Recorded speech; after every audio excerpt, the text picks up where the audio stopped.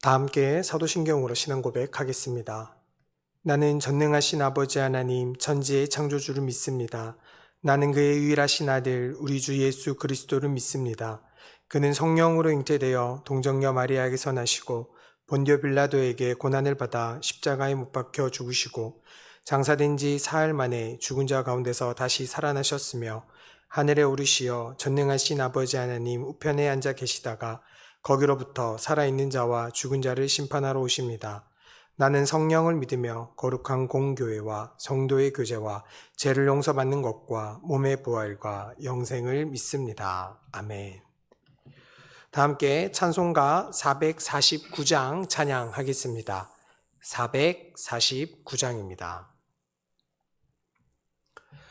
찬송가 449장 다 함께 찬양하겠습니다.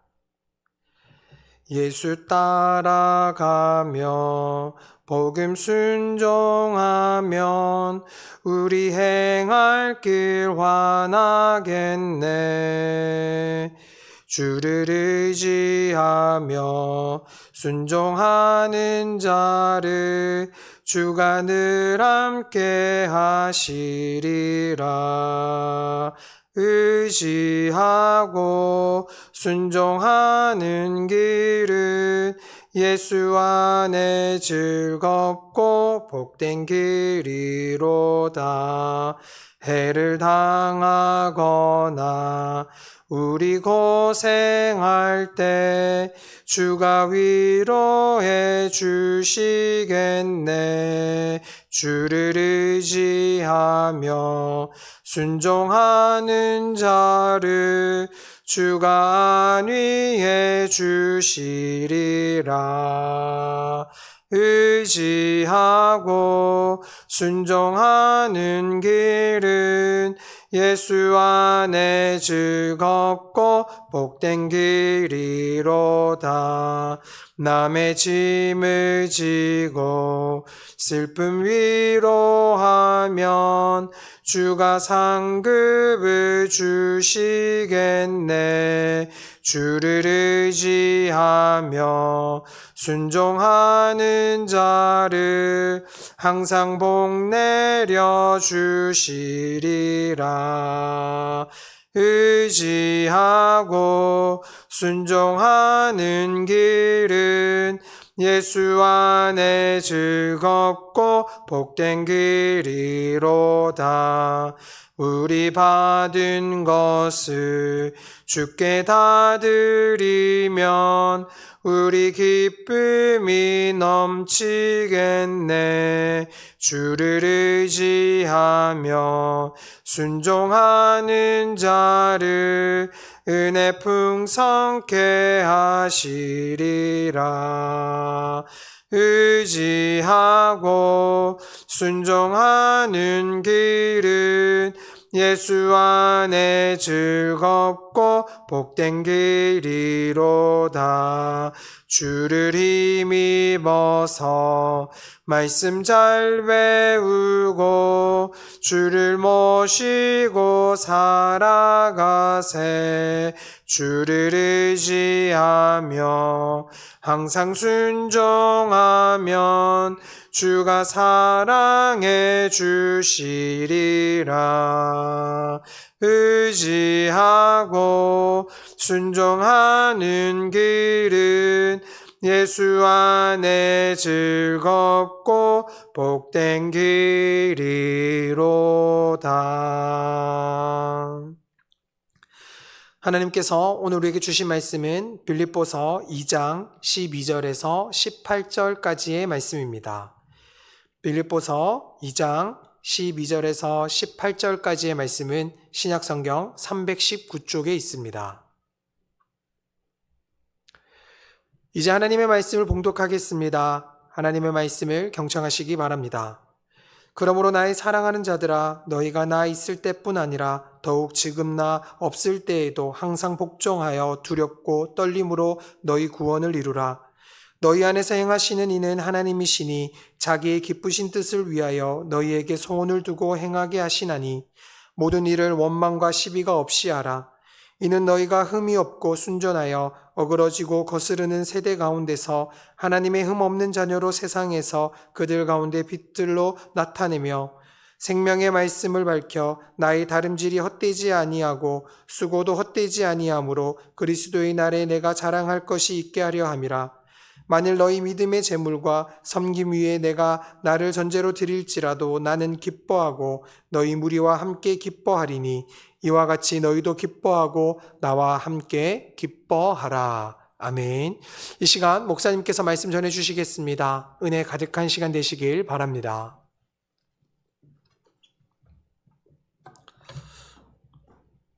사도 바울은 빌립보 교회에 대해서 펜을 들었을 때 그의 마음이 무척 따뜻했던 것으로 보입니다. 12절 이렇게 시작하잖아요. 그러므로 나의 사랑하는 자들아. 그래서 따뜻한 마음으로 빌립보 교회에게 교훈을 주고 있죠. 사랑을 전제로 해서 교훈을 주고 있습니다. 그리고 17절, 18절 가보면 사도 바울이 지금 고난을 당하고 있는데 고난을 당하는 것에 대해서 빌립보 교회가 기뻐해 줄 것을 요청합니다. 만일 너희 믿음의 제물과 섬김 위에 내가 나를 전제로 드릴지라도 나는 기뻐하고 너희 무리와 함께 기뻐하리니 이와 같이 너희도 기뻐하고 나와 함께 기뻐하라. 우리가 그리스도를 위하여 수고하고 고난을 당하는 것 자체가 우리 모두에게 복이니 기뻐하자. 우리 너무 힘들어하지 말고 사랑하는 여러분, 우리 기뻐하며 삽시다.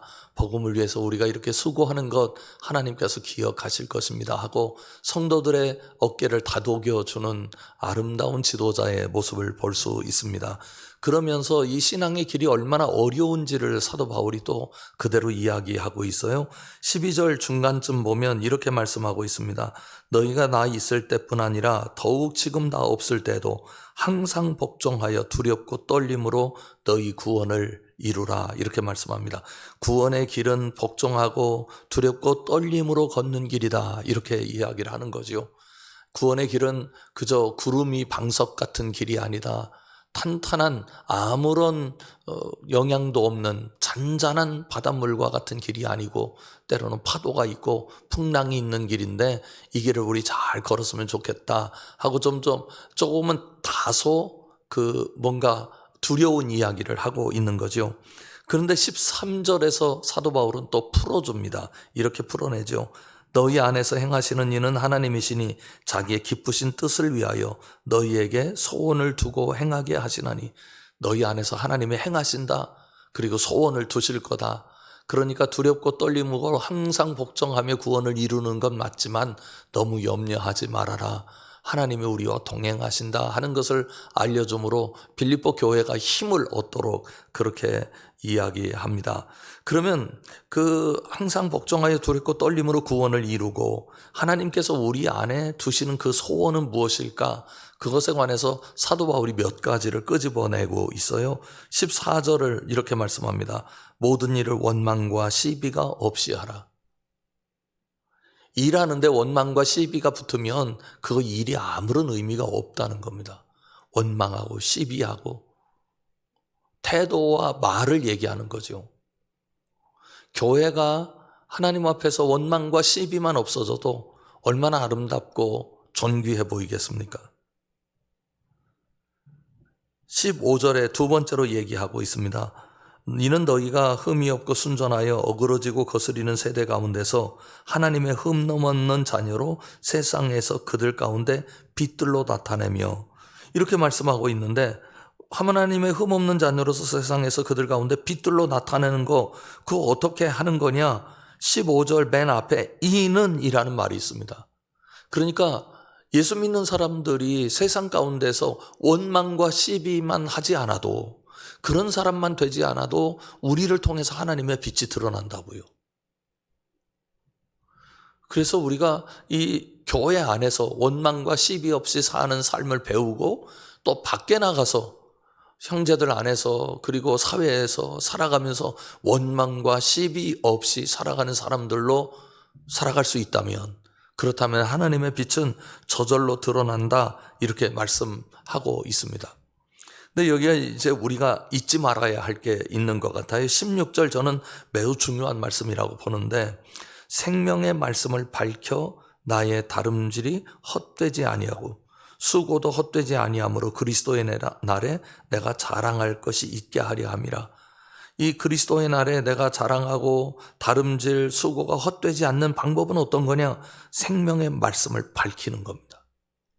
그냥 생명의 말씀을 그냥 주는 게 아니고 밝히는 거라고 말씀합니다. 말하자면 생명의 말씀이 여기 있는데 밝히지 않으면 이게 뭔지 모르잖아요. 지금 새벽기도 할 때도 빛이 밝혀져서 제가 더 선명하게 보이는 것 아닙니까? 그런 것처럼 밝혀져야 선명하게 보이는 걸 의미하는 거잖아요. 그 하나님의 말씀 이토록 선명하다 하는 것을 세상에 드러내야 하는데 그러려면 어떻게 하는 게 그렇게 할 수 있는 방법이겠습니까?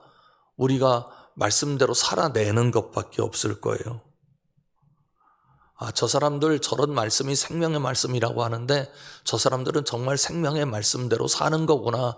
그렇게 이야기할 수 있어야 우리가 세상 가운데서 내가 생명의 말씀을 가졌습니다 라고 이야기할 수 있을 것 같습니다.